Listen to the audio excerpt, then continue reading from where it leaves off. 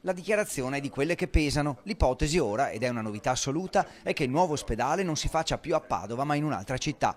Vedo che sul nuovo ospedale continua il dibattito e mi spiace che il sindaco Sergio Giordani, che tra parentesi non ho mai incontrato, rimanga sulle sue posizioni. È un governatore del Veneto che sembra spazientito, quello che interviene in queste ore sulla questione del nuovo polo ospedaliero. Secondo Zaia, quella di utilizzare l'area di Padova Est è una scelta tecnica e non politica, frutto di anni di valutazioni, di studi e di analisi fatte dai consulenti della Regione e dell'Università, oltre che del Comune, con l'amministrazione targata Bitonci. Rivedere oggi tutta la progettualità e proporre la soluzione del nuovo sul vecchio, che i tecnici hanno vagliato definendola improponibile, secondo Zaia significa mettere in discussione tutto quello che i tecnici hanno fatto. Oggi abbiamo una situazione che è abbastanza di stallo e anche imbarazzante, perché sia l'università, che è la massima realtà ed è autorevolissima come medicina, la Regione del Veneto dicono che noi dobbiamo dar corso a quello che i tecnici hanno dato come indicazione.